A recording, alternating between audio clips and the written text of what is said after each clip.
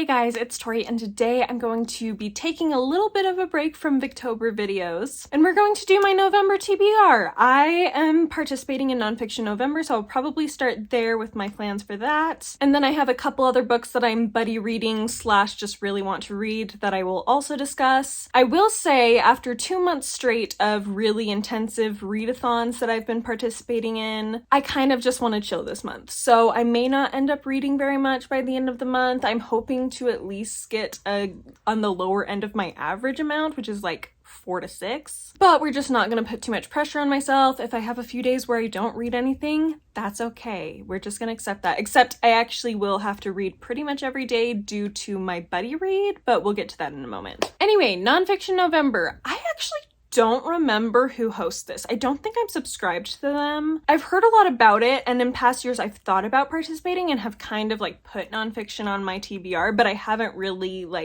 deeply thought about participating, so I haven't really paid too much attention to it. So I will figure that out and be good and put it in the description. I apologize that I was remiss in figuring that out. But anyway, I do have 4 works of nonfiction that I'm going to be trying to get to this month. 2 audiobooks that I've had for a while, which I'll just start by explaining what those are. The first one is The Body Keeps the Score by, I don't remember the author's name, but here is the cover so you can see it. This is a book about trauma and how it impacts the body. I've heard really good things about it. I did graduate with a bachelor's in psychology, so I am interested in this topic. I actually have started the audiobook for this already and really enjoyed it, but there was a technical difficulty and I was in a position where I still really wanted to listen to an audiobook at that moment, but I wasn't able to fix the difficulty yet, so I ended up listening to Agnes Grey instead, and I just haven't come back to this one due to all the readathons going on. So anyway, I will be listening to this one probably first. The other one I have on audiobook that I'm really looking forward to is, I believe it's How to Be a Tudor by Ruth Goodman. I have had this for a while. I've had it on my TBR for a long time. I feel like the top female historians that I hear about are Lucy Worsley and Ruth Goodman, and I did read some Lucy Worsley earlier this year for the first time, so that was great, and now I want to try Ruth Goodman. So this one I'm really excited about. It's just basically about the daily lives of people who lived during the Tudor era. And like I said, it sounds really interesting. So moving into the physical reads, which I'm not going to prioritize as much. Like I said, I want to chill a little bit this reading month, particularly in reference to my physical reading, because audiobook listening, I drive to and from work most days, so I'm able to listen to those pretty regularly anyway. But physical reading is where I'm probably going to slow down a little bit this month. So we'll just see. These are both really short though, so it's still very possible I could get to them just depending on how things go. The first one is French Kids Eat Everything by Karen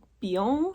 I don't know if I pronounced that right, but there we go. And this is a memoir it's a food memoir, so it follows the author, obviously, as she and her family ended up living in France for a while, and they saw how the culture discusses food, approaches food, particularly with kids, and that they just do it in a much more healthy and effective way to keep everybody at healthy levels of eating, while also getting them to enjoy all sorts of different types of food. So really, really nice idea. And I've heard really good things about this one. So I've never read anything like this before, so we'll see how it goes, but like I said, I've heard really good things about it. Then I have here Scottish Murders by not any particular author. My parents got this when they went to Scotland recently, and it just basically discusses several unsolved murder mysteries from Scotland, and that's all it really is. So I'm very curious to see how I end up feeling about this, if it ends up being entertaining. I feel like it's just a really good one to throw into this mix. I feel like I have a lot of different types of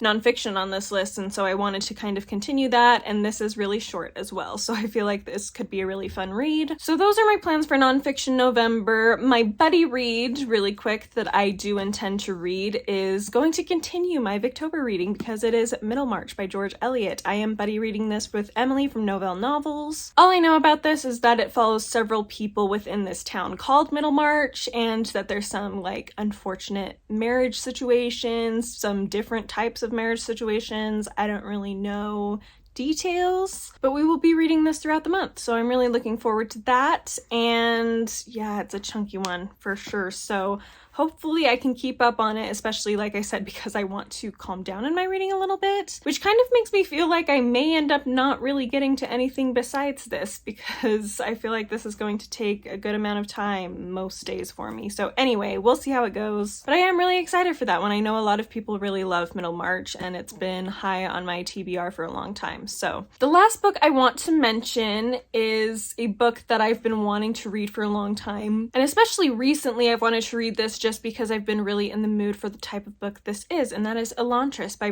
Sanderson. I've been really wanting to read a chunky fantasy for months now, like probably since like April. I've been thinking about reading chunky fantasy, and it just has not worked out due to readathons and other plans that have been going on. So I'm finally going to get to this. I think I'm going to prioritize this even over my nonfiction picks as far as physical reading goes, because I just, like I said, I've been wanting to read this sort of thing for a very long time. Elantris has been on my TBR since, I don't know how long, since like junior high. So I need to just read it. I think the Elantris itself is a city where there's these incredible people with incredible gifts, but then this sort of disease, I guess, infiltrates the city, and it ends up being kind of shut down, blocked off from everyone else. And nobody at this point really knows what goes on in there, though they do send people in when they develop this disease. I think it's spread outside of the city, and whenever someone develops it, they put them into the city.